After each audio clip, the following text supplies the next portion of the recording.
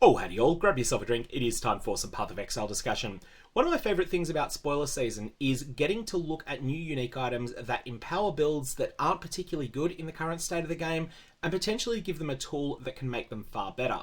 Or, in the case of Stormseeker, something that might make entirely new builds viable. Stormseeker is a set of gloves that are attack linked, because they rely upon leeching mana in order to do their thing, and leeching mana is something that, at least at the time of 3.20, is absolutely only available in conjunction with attack builds. Now this can be attacks that trigger a spell payload, for example cast on critical strike, or it can be attacks that do direct attack damage. Both of those are options. I need to edit in a very important clarification here. Note that you will lose all of the benefits that are tied to leeching mana the instant you hit full mana.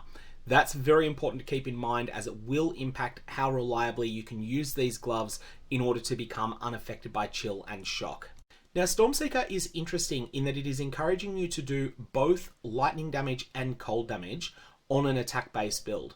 Now, there's not a large amount of support for this other than Trinity support in the game, but it is something that people do tend to do quite a lot anyway, and that's because of the nature of rolling weapons on attack builds. It tends to be that you can get any two you want of high tier lightning damage to attacks, high tier cold damage to attacks, high tier fire damage to attacks on one weapon, and generally speaking people will go for lightning and cold because they have the more useful ailments associated with them. Enter Stormseeker as a way to potentially power those up. However, what I really like about this is the massive increase to the effect of shocks that you inflict while you are leeching Energy Shield. You need to be leeching Energy Shield, which means you either need to have overleech for Energy Shield, or you need to be on less than full Energy Shield and be leeching Energy Shield. So this is not a trivial condition to meet, but once you do meet it, you're going to get a huge boost to the magnitude of shocks you inflict. Now this is not quite as big as you can get on Thunderfist, the existing item, but Thunderfist is both a very, very rare item at the moment, and also has pretty much nothing else going for it other than the lightning damage aspects. So Thunderfist is a very good item that will be better in some situations. But if you're also doing cold damage and inflicting chills, then Stormseeker starts to have a lot more going for it. You'll notice that there's a line, 86% increased effect of chills you inflict while you are leeching mana. You might be thinking, why do I care about scaling up chills when I can often inflict freezes on enemies anyway? Well, there's a couple of specific things you might be interested in. Firstly is the interaction with Call of the Void. This is an Uber Elder drop, and it causes enemies that are chilled by your hits to reduce the damage that they deal by half of the chill effect. So Stormseeker will make it easier to inflict a 30% chill on enemies, which will then reduce the damage that those enemies deal back to you by 15%.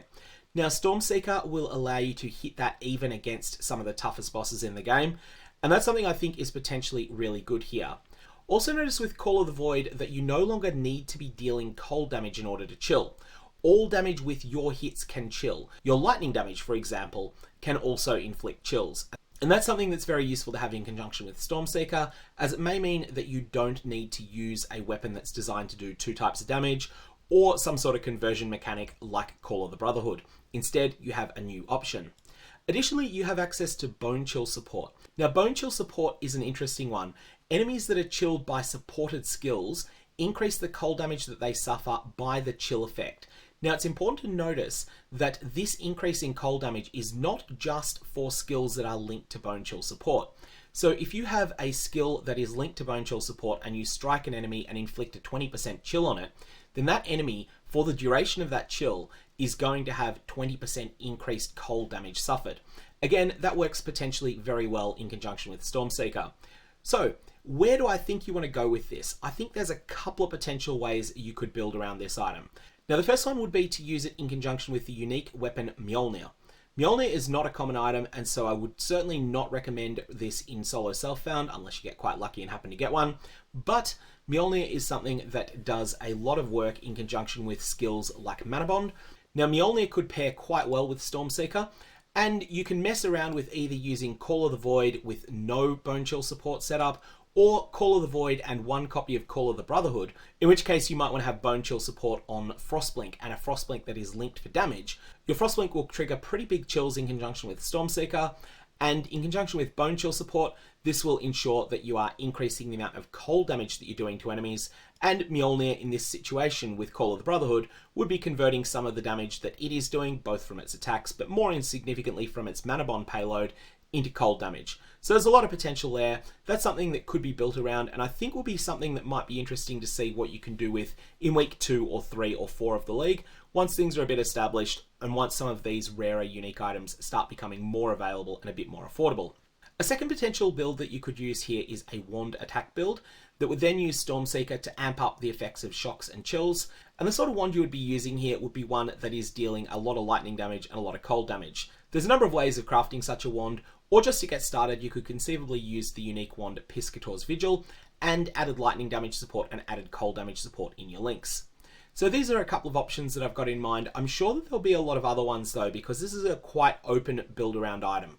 Now there is one meta build that can already fit these in. This is definitely not a solo self-found build because it relies upon having an aurabot to support you.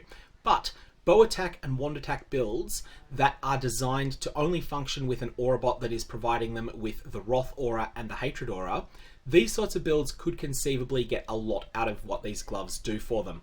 However, they're going to need to have their aurabot definitely turn off their clarity aura. Otherwise, the clarity aura is going to mean that they'll be on full mana almost all the time, which means that they will not gain the benefits of being either unaffected by chill, or perhaps more important, the massive increase that you get in the amount of mana leech that you're doing.